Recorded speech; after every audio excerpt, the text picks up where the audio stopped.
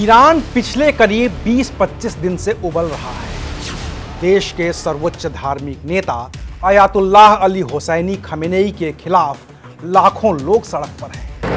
हजारों लोगों की मौत हो चुकी है। ट्रंप भी दखल दे चुके हैं। मेक अमेरिका ग्रेट अगेन के बाद मेक ईरान ग्रेट अगेन की बात करते हुए अमेरिका प्रदर्शनकारियों के साथ आ गया है। खुद ईरान के राष्ट्रपति मसूद पेज़ेश्कियान प्रदर्शनकारियों के समर्थन में बयान दे रहे हैं। इसके बावजूद ईरान में कोई तख्ता पलट नहीं हो पाया है और अभी दूर दूर तक इसके आसार भी नजर नहीं आ रहे हैं। तो सवाल है कि क्यों? आखिर ईरान में अयातुल्लाह अली खमेनेई के खिलाफ चल रहा प्रदर्शन इतना घातक क्यों नहीं हो पा रहा कि खमेनेई को झुकना पड़े? आखिर खमेनेई के पास कौन सी ऐसी ताकत है जो उन्हें बचा रही है? और आखिर 1979 में वो कौन से हालात थे कि ऐसे ही प्रदर्शनों में शाह रजा पहलवी का तख्ता पलट करके अयातुल्लाह रुहुल्लाह खुमैनी ने ईरान में इस्लामिक क्रांति कर दी थी? आखिर तब में और अब में क्या फर्क है? चलिए इसको विस्तार से समझने की कोशिश करते हैं। नमस्कार, मैं हूं अविनाश और आप देख रहे हैं एबीपी लाइव। साल 2024 की शुरुआत से ही ईरान के लोग बढ़ती महंगाई, रियाल की गिरती कीमतें, बिजली और गैस की बाधित होती सप्लाई से परेशान होना शुरू हो गए थे।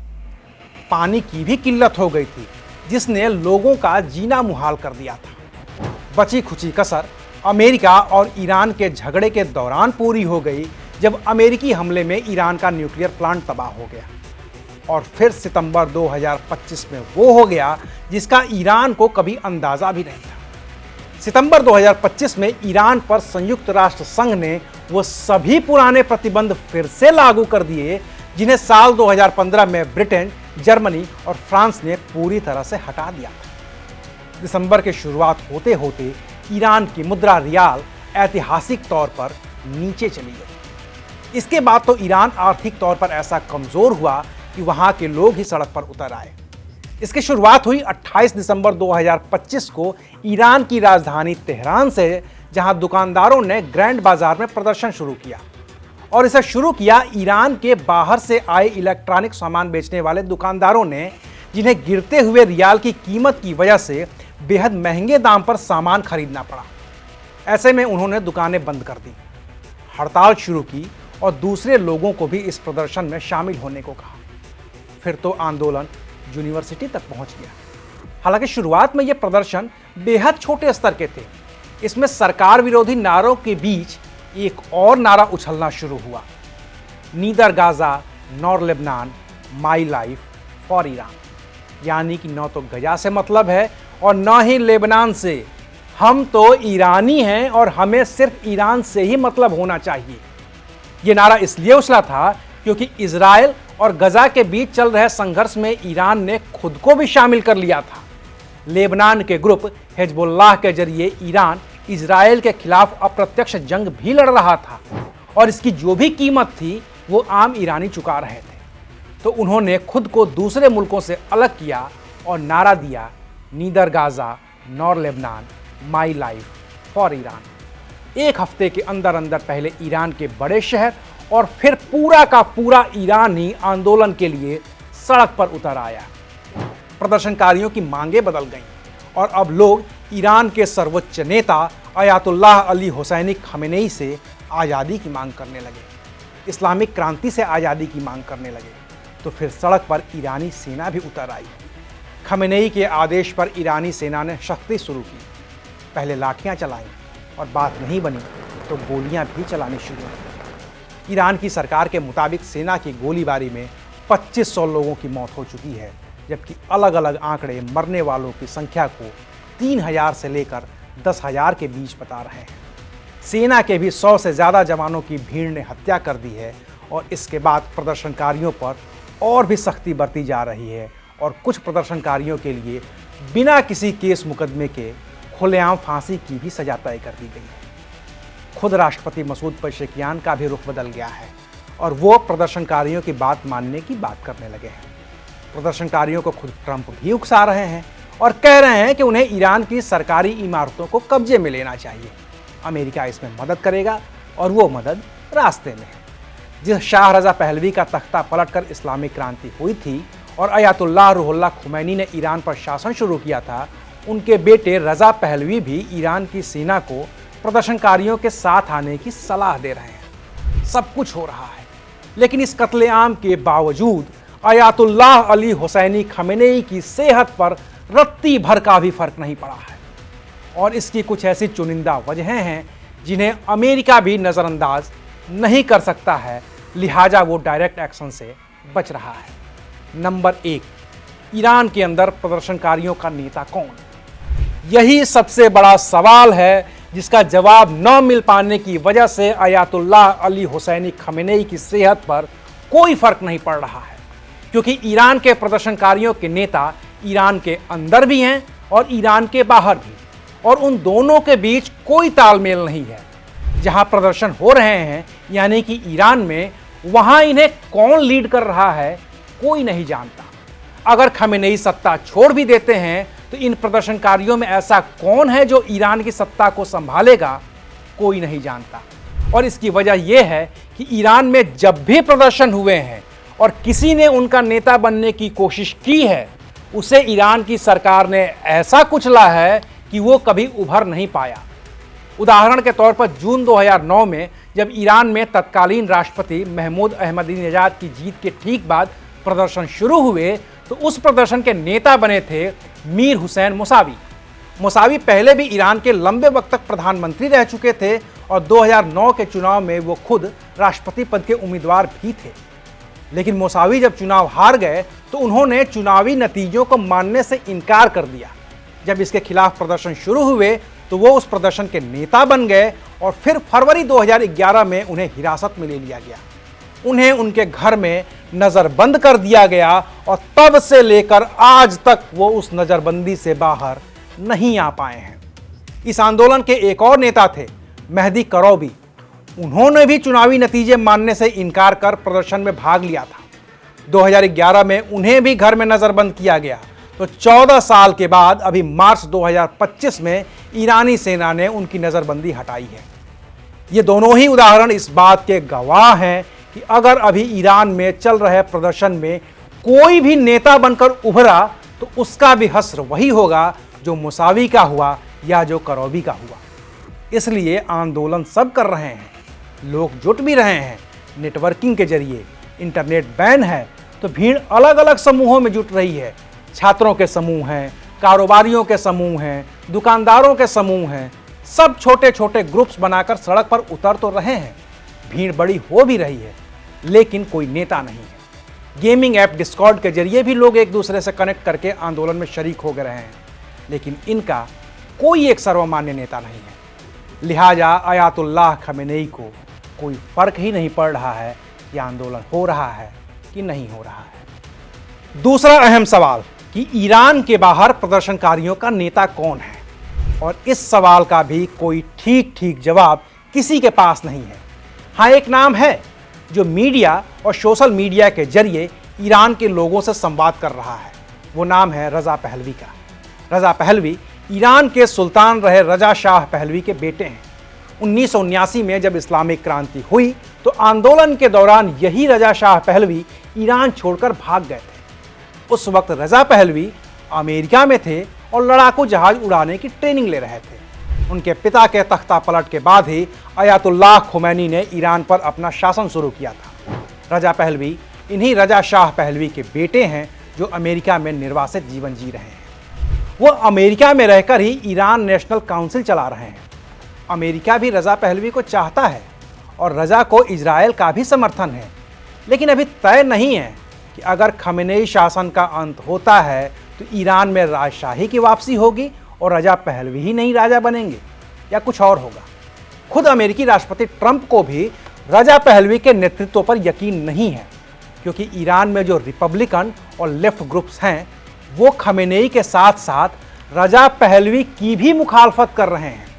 बाकी रजा पहलवी की इजराइल से नज़दीकियां भी किसी से छिपी नहीं हैं और ये भी उनके खिलाफ काम करती हैं।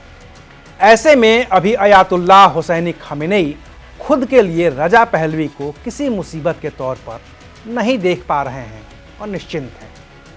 तीसरा सवाल, ईरान के मुजाहिदों का नेता कौन है? ईरान में मुजाहिदों का भी एक संगठन है और उसका नाम है पीपल्स मुजाहिदीन ऑर्गेनाइजेशन।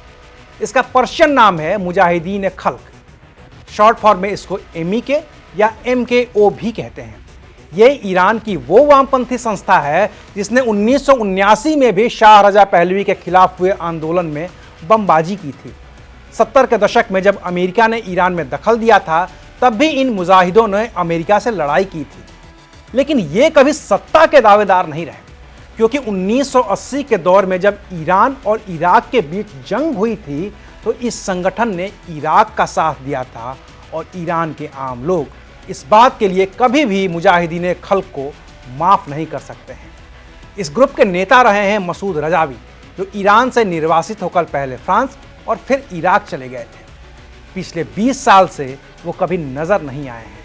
हाँ, उनकी पत्नी मरियम रजावी ईरान को लेकर एक संगठन चला रही हैं और उसे कहा जा रहा है नेशनल काउंसिल ऑफ रेजिस्टेंस, लेकिन इनकी पहुंच फ्रांस और अल्बानिया जैसे पश्चिमी देशों तक ही सीमित है।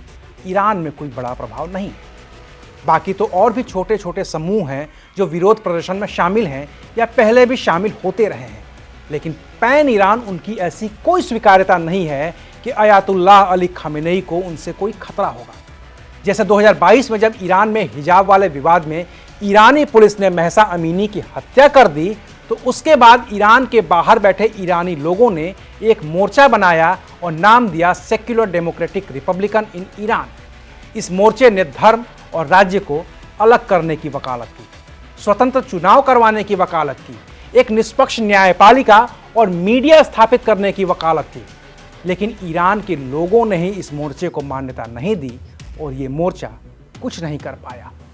बाकी तो ईरान में कुछ कुर्द हैं, कुछ बलोच हैं, कुछ अजरबैजान के भी लोग हैं। इनका सबका अपना अपना समूह है, लेकिन ये इस हैसियत में नहीं है कि ईरान की सत्ता पर इनका दखल हो। नतीजा वही, खामेनेई इनकी ओर से भी निश्चिंत है। अब रहा सवाल कि 1979 में ऐसा क्या हुआ था कि आंदोलन शुरू होने के कुछ ही दिनों के बाद शाह को भागना पड़ा था और ईरान में तख्ता पलट हो गया था। तो हुआ यह था कि उस वक्त भले ही अयातुल्लाह रुहुल्लाह खुमैनी निर्वासित जीवन जी रहे थे, लेकिन क्रांति के वो इकलौते नायक भी थे जिनको लेकर ईरान में कोई दो राय नहीं थी। बाकी दूसरी बड़ी वजह सुल्तान मोहम्मद रजा शाह पहलवी की सेहत भी थी, जिसकी वजह से उनकी सक्रियता कम हो गई थी। उन्हें तब कैंसर था और इलाज के लिए उन्हें बार बार ईरान छोड़कर जाना पड़ता था। बीच प्रदर्शन के दौरान रजा शाह पहलवी इलाज के लिए विदेश चले गए। इसकी वजह से आंदोलन को कुचलने की कोई गंभीर कोशिश नहीं हुई। ईरान की जो पुलिस थी वो सामाजिक व्यवस्था बना रही थी, जो सेना थी वो बॉर्डर की सुरक्षा में लगी हुई थी। बस शाह का जो खुफिया संगठन था सावाक, वही आंदोलन को कुचलने की इकलौती कोशिश कर रहा था, लेकिन वो प्रभावी नहीं था। और जब शाह विदेश चले गए तो फिर किसी ने भी इस आंदोलन को दबाने की कोशिश नहीं की। सबको सिर्फ अपनी अपनी पड़ी थी। सुरक्षा बलों के अधिकारी भी सिर्फ अपना फायदा नुकसान देख रहे थे। और फिर वही हुआ जो होना था। खुमैनी जब तेहरान में वापस आए तो लाखों लोगों का हुजूम जुट गया और ईरान में शाह का तख्ता पलट हो गया। वहीं अलग अलग देशों से मदद मांगते जा रहे रजा शाह पहलवी मिस्र में कैंसर की वजह से जिंदगी की जंग हार गए। जबकि उम्र दराज होने के बावजूद अयातुल्लाह अली हुसैनी खामेनेई की पकड़ न सिर्फ खुफिया तंत्र बल्कि सेना और पुलिस पर भी बरकरार है। 1979 की इस्लामिक क्रांति के बाद ईरान में व्यवस्था ही ऐसी बनाई गई कि सेना की पूरी ताकत सर्वोच्च धार्मिक नेता यानी कि अली खामेनेई के दफ्तर में ही केंद्रित हो गई। इसको और पुख्ता बनाने के लिए ईरान की सेना के समानांतर बाकायदा एक नई फोर्स बनाई गई और इसका नाम रखा गया IRGC यानी कि इस्लामिक रिवॉल्यूशनरी गार्ड्स कोर। इस फोर्स में अभी तकरीबन 1.5 लाख जवान हैं। इनका इकलौता काम इस्लामी क्रांति की विचारधारा और खामेनेई शासन व्यवस्था की सुरक्षा है। ये फोर्स सिर्फ अयातुल्लाह अली खामेनेई के प्रति ही जवाबदेह है, तो वो खामेनेई को बचाने के लिए हर तरह की हिंसा कर रही है। ईरान के दूसरे सुरक्षा बल भी शासन के प्रति पूरी तरह से वफादार हैं। एक और जो फोर्स है ईरान में, उसका नाम है बसीज मिलिशिया। इसके पास भी लाखों की फोर्स है और यही फोर्स प्रदर्शनकारियों पर सबसे ज्यादा बर्बर तरीके से हमला कर रही है। बाकी सबसे बड़ी बात तो यह है कि अयातुल्लाह अली खमेनेई के पास रजा शाह पहलवी की तरह देश छोड़कर भागने का कोई ऑप्शन भी नहीं है, क्योंकि अयातुल्लाह अली खमेनेई न सिर्फ ईरान की नुमाइंदगी करते हैं बल्कि वो इस्लाम के एक बड़े वर्ग शिया के भी नुमाइंदे हैं।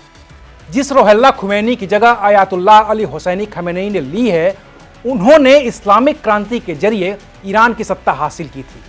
अगर अयातुल्लाह अली हुसैनी खमेनेई ईरान को इस बीच मझधार में अपनी जान बचाने के लिए छोड़कर जाते हैं तो फिर पूरे इस्लामिक वर्ल्ड में एक अलग मैसेज जाएगा और शिया सुन्नी के बीच बटे इस्लामिक जगत में फिर से ये बात होने लगेगी कि शिया मुस्लिम का जो नेता खुद को इस्लाम का भी नेता बताता था, जो खुद को ईरान का रहबरे इनकलाब कहता था, वो जंग छोड़कर भाग गया है।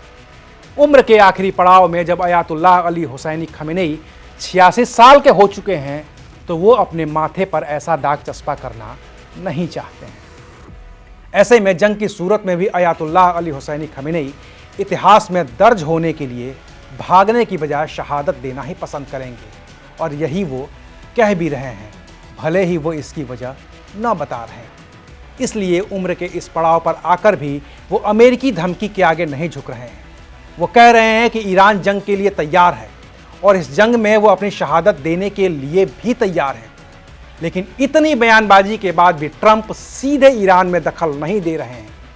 वो इंतज़ार कर रहे हैं, इस बात का इंतज़ार कि अगर खमेनेई खुद से चले गए या जंग में वो मारे भी गए तो उनकी जगह लेगा कौन, क्योंकि खमेनेई का आखिरी दिन ईरान के इस्लामिक गणराज्य होने का भी तो आखिरी दिन होगा, और उसके बाद ईरान का क्या होगा इसे तय किए बिना ट्रंप अभी खुद को ईरान से दूर ही रखने की कोशिश करेंगे। हाँ, चिंगारी भड़कती रहेगी, ट्रंप उस चिंगारी को हवा भी देते रहेंगे, लेकिन दूर से, क्योंकि उस चिंगारी से जो आग निकलेगी उसमें जलने का भी खतरा है। और ट्रंप अमेरिकी राष्ट्रपति होने के साथ साथ एक कारोबारी भी हैं जो कभी खतरों से नहीं थे। शुक्रिया, आप देख रहे थे एबीपी लाइव।